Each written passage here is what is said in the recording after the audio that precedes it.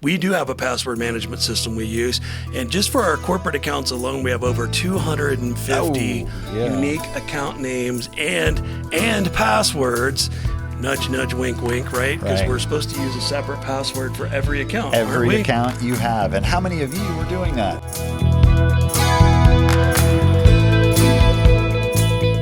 Hi, I'm Eric. I'm Mike. And welcome to this week's Cyber Sitrep. Yes, the cyber situation, the Sitrep. It's been a long week, everybody. We apologize, but we're really excited today. Today's topic for the Sitrep is going to be password managers and why, if you don't have one, you're going to have one by the end of this briefing, right? That's right. Even though it's going to be less than 10 minutes, we're going to impress you so much, you're going to go out there and install it right now if you don't have one in your environment. Because how many passwords do you have? Oh, so I'm sure we're not special and delicate and unique, but we did a count, Mike. We did a count, right? Just for gee whiz, we do have a password management system we use, and just for our corporate accounts alone, we have over 250 unique account names and passwords.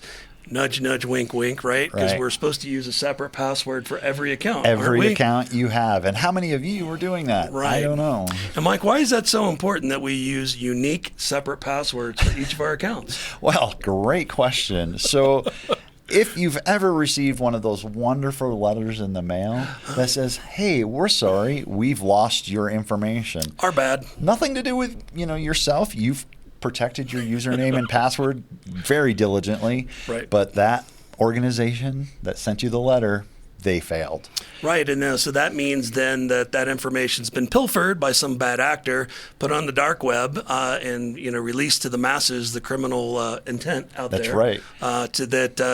Do nothing more than go through those, looking for matches, trying to find viable accounts that they can use that password to get into. Right. Right. So if it's on the dark web and your username was your email and your password was your dog's name, you have two choices: change your email or get a new dog. Right. So I think before we get into password managers, I think you brought up a really good point. And that's if you get that Dear John letter, you should instantly change the password for that account associated with that service, period. Because odds are you're going to get, somebody's going to try that against you. It's just a matter of time, right? Right. And I think with, again, if I have that password and your username is your email, I might try every banking institution I can think of and use the same username and password. And if you have not been using a password manager and using the same password.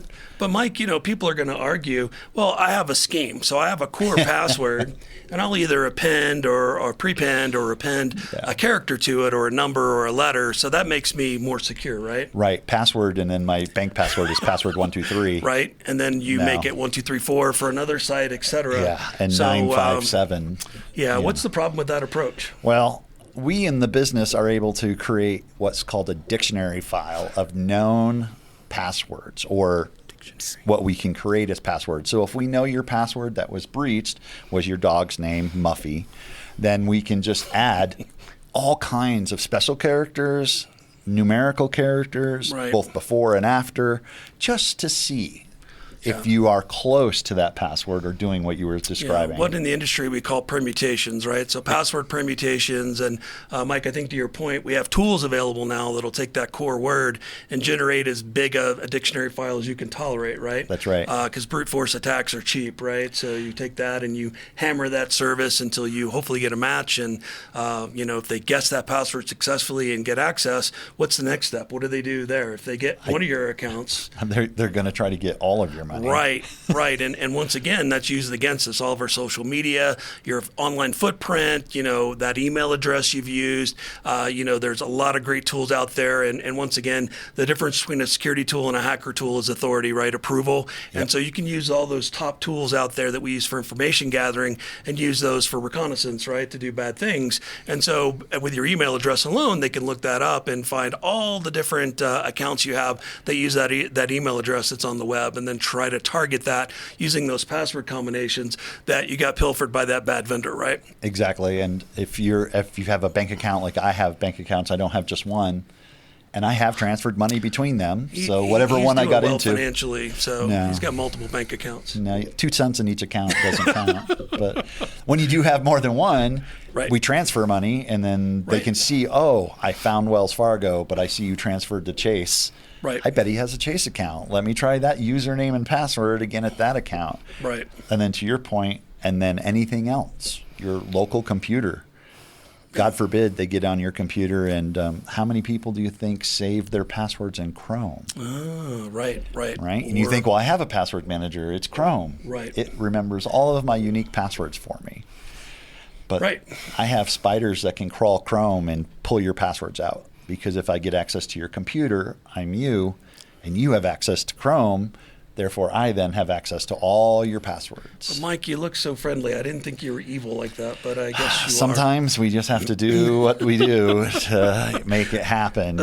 Agreed. So I think, I'm scared into trying it where I can use unique passwords for my accounts. Yeah. But let's look back at my example. For our corporate alone, we have 250 plus accounts. So trying to remember 250 unique passwords without using a crutch of the same password or some, schema to change that is just, I can't do it. I If you forget who can, Eric more power is. to you. You're great. I forget your name, so I can't remember a password that's going to be Exactly. impossible. He barely got here to the podcast today. So, yeah, it's a challenge. It's right? a challenge. So, all right. So I think we're agreed that the solution to this is to use a password manager, right? But and what so is that? Exactly. That's what I want to go into next. So let's explain really quick how password managers work to the rank and file out there. Yeah. So Our audience. most are cloud-based password managers. You can have some that are local to your device, but basically it's an encrypted storage area for your passwords. Think of it as a vault, right? Yeah, a digital vault. Yeah, like a safe, a vault for your digital passwords. That then you have a master key or a master password that you can enter, and they usually come with a 2-factor if they're a good one. So not only do you have your master key, you have a 2-factor authentication, and Which is another Sitrep that we'll be doing soon. Multi-factor coming authentication. soon to a Sitrep near you. Yes. MFA, what the hey? But the password manager then opens that vault and allows you to have access to all those 250 plus accounts, and if you're at a business level and you want to do a Teams style password management system, you can. So that way you can have employee A through D that are on one program, everybody on program 2, and maybe only senior leadership on, program 3, right? You get that granularity with a password manager, which is really nice. So, okay, so pro tip on that. There's one password that you have to remember above all else, and that is that master unlock password. Don't lose that password, right?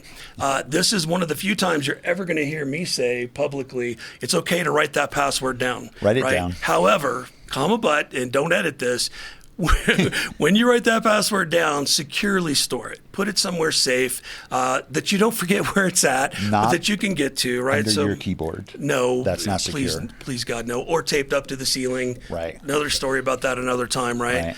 People actually do that. So keep it somewhere safe. So that way, in the event you take a long vacation or you just have a mental breakdown and you get evaluated for 72 hours and you come back and you don't remember where you're at, you can retrieve that password and get into that password manager. And I say that because some of these better tier solutions that are out there or higher tier solutions have recovery options, and I recommend that you do not use those because that creates an additional vulnerability, if you will, that could be exploited to gain access to that password manager. So if you're going to commit to using password management, which we say you need to, then just do that simple step, write the password down, print it out, put it somewhere safe, and then that way you always have it. If you have a photographic memory, then you are your password manager. Good then on we you. just say create a new password for every site. I don't trust myself enough to not write it down. No, I've been bumped on the head one too many times in my life. So dropped on your head as a baby, I think is the proper that's where it there. started with my parents. But Exactly. It moved right through the military. I've been bounced around.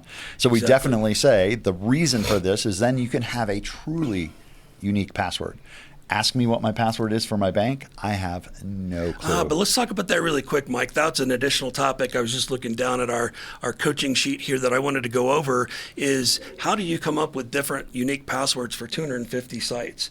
I'm not that creative. No. So the nice thing is all these password management solutions out there have the ability to auto-generate passwords for you based on any kind of requirements you have, such as your points of complexity. So what's a point of complexity, Mike, for the... we want to have for us upper, knuckle lower, trackers. numeric, alphanumeric with letters, numbers, and then special characters. Right.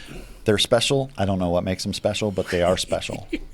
The point is, the more points of complexity you have, it's the harder it is to build that dictionary file that captures all those permutations, right? So we want to use 4 points of complexity. The other current recommendation is really long passwords. As long as the site can tolerate is what you want to use in that environment. Because here's the thing. You use this tool to generate it for you, and now you don't have to worry about it. I don't have to remember it. I just have to be able to access it with that master password. So I don't care if it's 64 characters or 22 characters. And I know people are going, oh my God, that's way too long. I understand.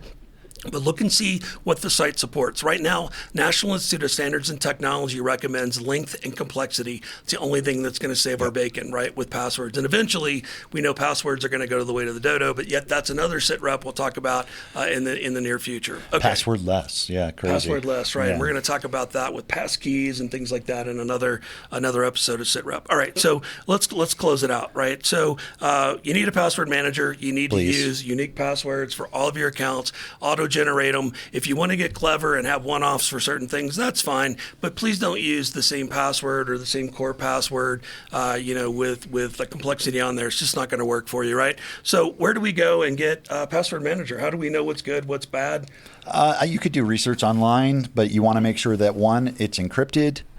Make sure that there is no backdoor encryption, meaning that the company doesn't have access. Your encryption is your own. Right. And make sure you don't pay too much or too little.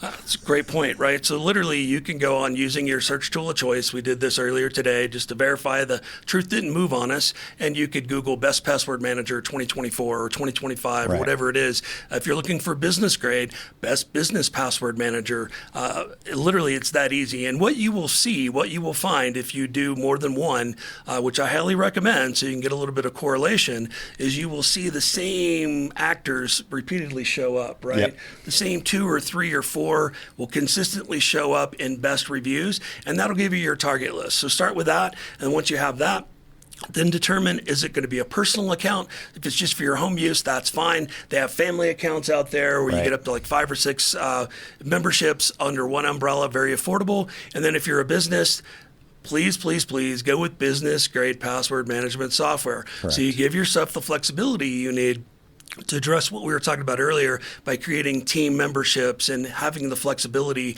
to control things from a overhead point of view. So that way you can give people access as they need it and take it away when they don't need it. Right. Yeah. You can remove accesses, which is just as important. Yep. So yeah, that's awesome. I would close with definitely look at a password manager. It is required. It is needed. You do not want to. So if you're looking at yourself going, yeah, I do use the same or similar passwords across multiple sites, we're talking to you. Yeah, and once again, there's solutions from free and open source to commercial. Once again, Mike, you said it perfectly. Pick something that fits your use case and your budget, and go with it. Because there's no reason not to. And if you don't, you're setting yourself up for failure.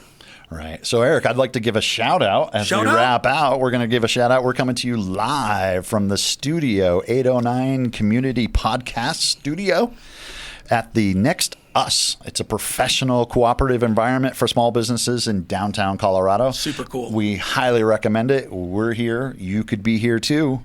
So until next time, go get a password manager. Go get a password manager and welcome to the Cyber Sitrep. Thanks, guys and gals. See ya.